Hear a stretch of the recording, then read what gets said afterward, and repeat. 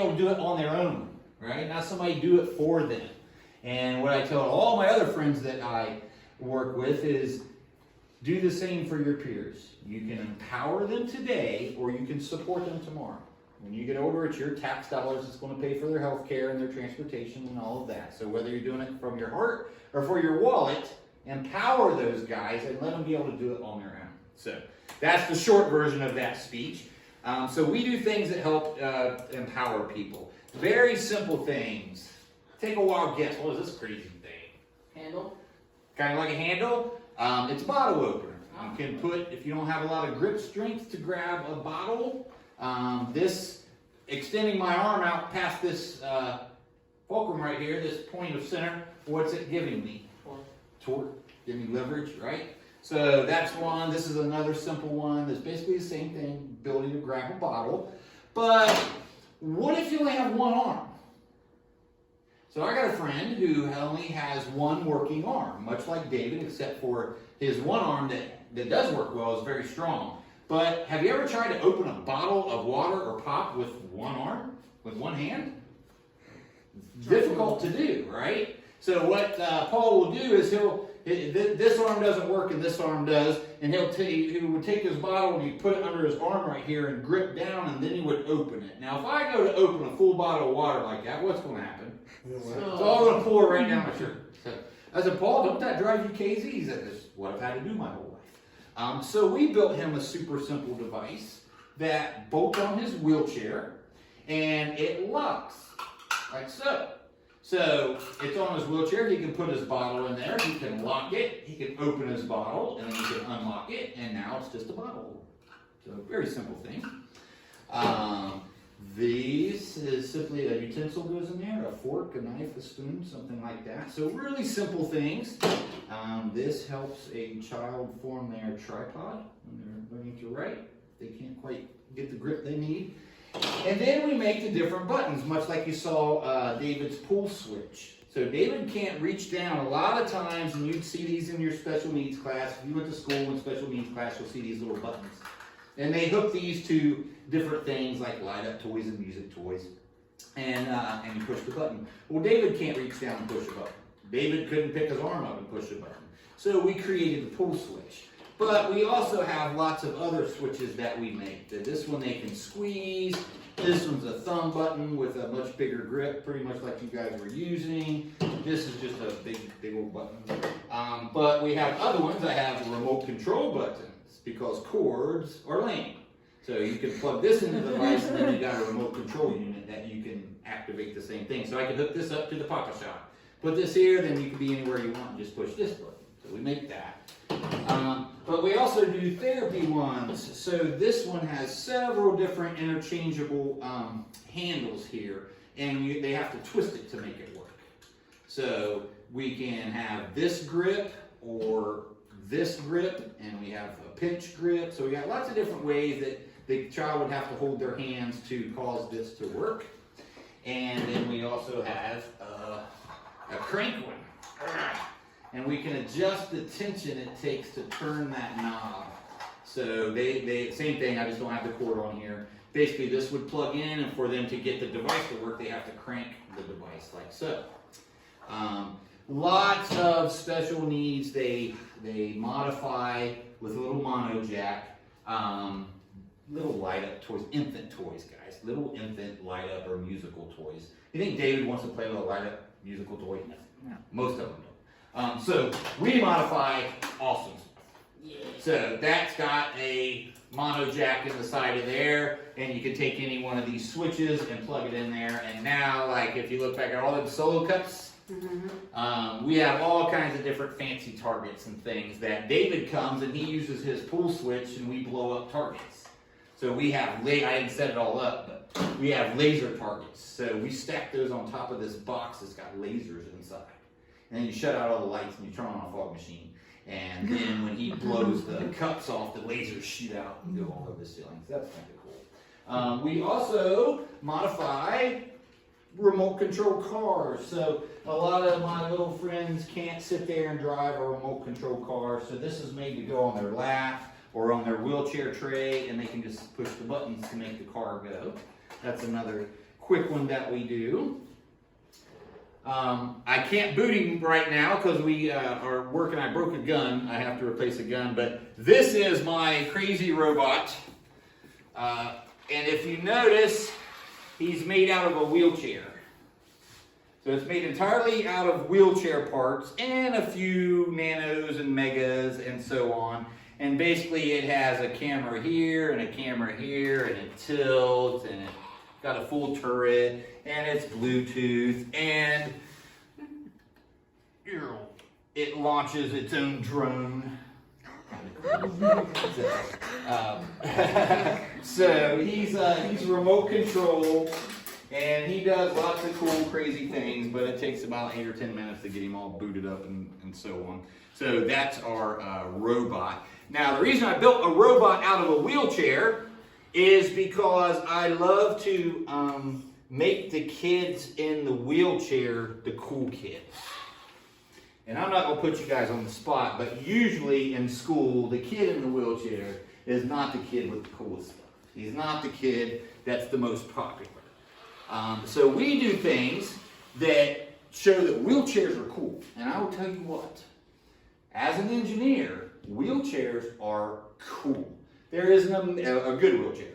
There is an amazing amount of engineering in there. There's an amazing amount of adaptability in it. The tolerances that are in wheelchairs are NASA level. A good wheelchair costs about $12,000 to $14,000 without motors, not a power chair like these. They cost about $12,000 to $14,000 for a good wheelchair. And that is because the materials they use, the tolerances, the functionality of these things are just phenomenal. Wheelchairs are actually very, very cool. And people can do things on wheelchairs that you cannot do on your feet. You can't ride a wheelie on your feet, right? Doesn't even make sense, right? So I like to show that wheelchairs are really, really cool. So we take this to kindergarten classes and things like that. I can put out 80 darts in 8 seconds. Wow. Fast. We actually have PWM on this guy, pulse width modulation, so I can decide how hard that gun shoots. And when we turn it all the way up, you do not want to be in front of it. It dents the metal on that thing right there with Nerf darts. So we like to show that, you know, the kids in wheelchairs have cool stuff. So I'll show you one last thing. I'm trying to talk fast because I know you guys have a long drive. But I hope he's charged up. I haven't fired him up in a while. But basically, this is my first prototype. So we have just a good old-fashioned wheelchair here, guys. And any young little person can pull their wheelchair up onto this dock. And now let's see if it's charged.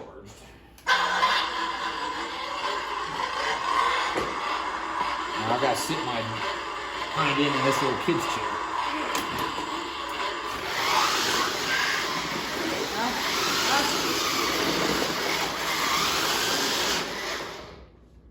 Is that also Awesome. Now, if you were at a playground and there's a kid in a wheelchair driving that thing around, what does every other kid in that playground want to do? Try They want it. to get in that wheelchair, don't they? So this is it's really not made for these kids. If a kid can do this, he could probably do this, right? It's made for these kids. The kids that can only muster up the ability to move their joystick. Or maybe you've seen them with a mouthpiece where they actually move their head around and that's what steers the chair. Because that's all they can do is manage to move that joystick. This doesn't care what kind of chair is on it. It's just looking at the speed and direction of the wheels of the wheelchair, and it replicates an RF signal out to the car. So someone who could never pick up a remote control and do the things they would need to do can drive that car exactly like they drive their wheelchair. And it's a pretty neat thing to see. For those people who can only do that, who've never ever got to do the most simplest things of like we get to do, playing with remote control. I love remote control stuff. If you haven't noticed, I have drones and helicopters and you name it. If it's remote control, I want one because I think it's fun to play with. So we try to adapt. Where's my drone at?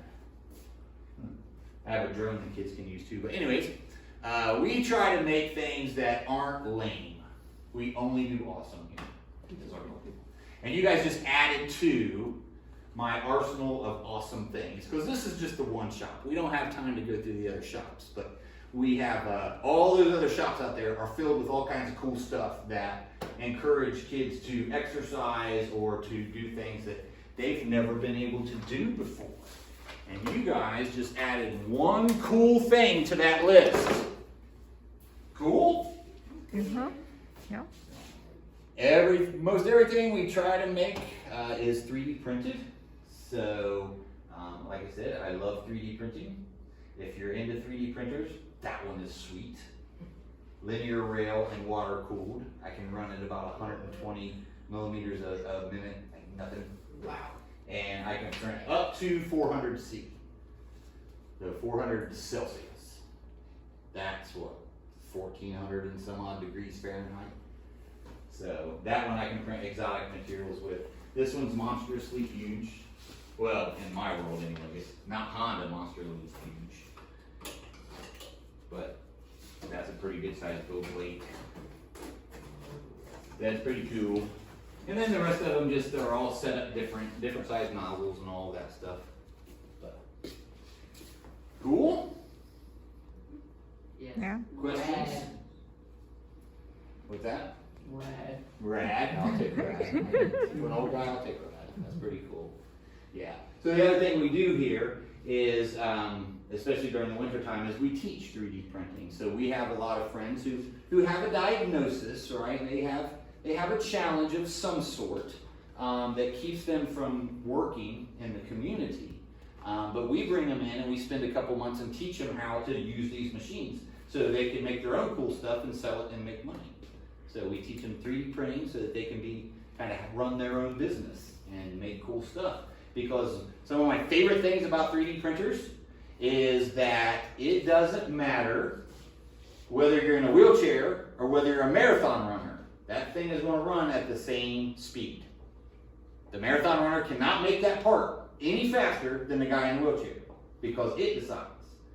And then I don't care whether it's a rocket scientist that loads that file and pushes the button, or a person with an IQ of 40 pushes the button, which 40 is low if you don't know.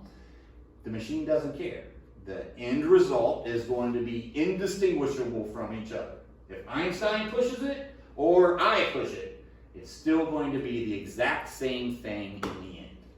So when they're selling online and things like that, they are selling exactly what none of us could make in one better than anybody else if we're using the same machine. So it equalizes the playing field, basically. As long as it's already preloaded for them. As long as it's if it's preloaded. But we walk through all the slicer software and a little bit of design. So we don't teach a lot of CAD, but we do teach them some Tinkercad stuff so that they can kind of make some of their own basic objects.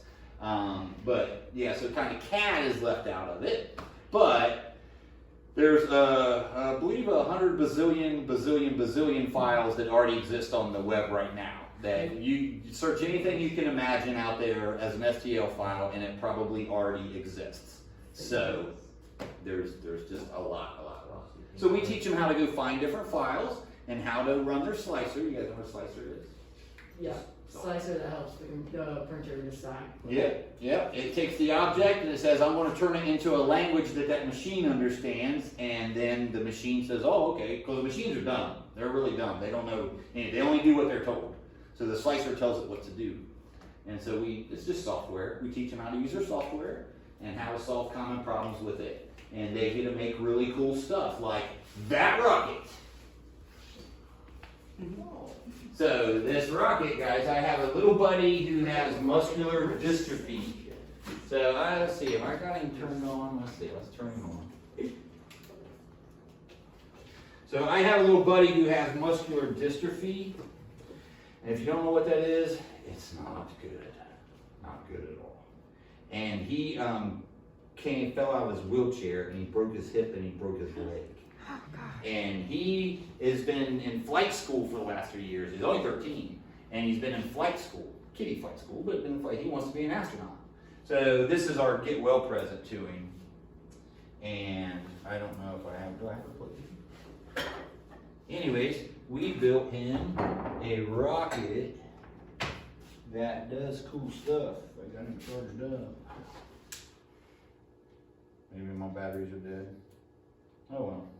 But this will look familiar to you guys. Yeah. The power supply, and then hiding back here is the Arduino, and it has LED lights in it that glow and back up. And I think my battery's over here. Must be The Space Force logo on it too. It is. I put the Space Force logo on there. So that we built him, and we're taking to him next week as a get well present, get well soon present. Now I'm extremely curious. I have to test the voltage on these batteries. But so that's just a fun thing because we love our little buddy and we want him to have something awesome. And I left the remote out like that because we want Charlie. Charlie, I teach actual CAD because the kid is a genius. I teach CAD to him, so we're going to have him design his own remote control for it.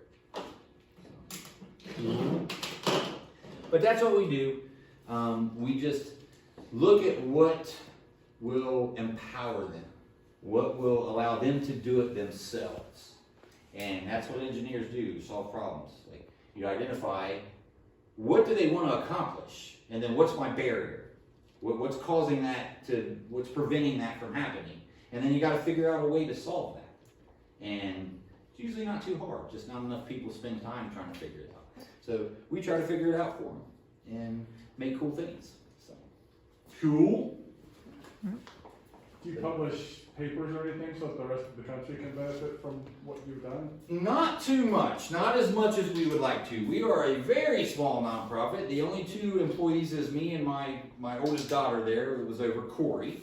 And just this year, we started bringing in the ethos students to kind of assist with that. So, and I don't have necessarily the credentials to be published. I'm just a tenacious tinkerer. No, that's cool because you've got lots of things that you could share. Yeah.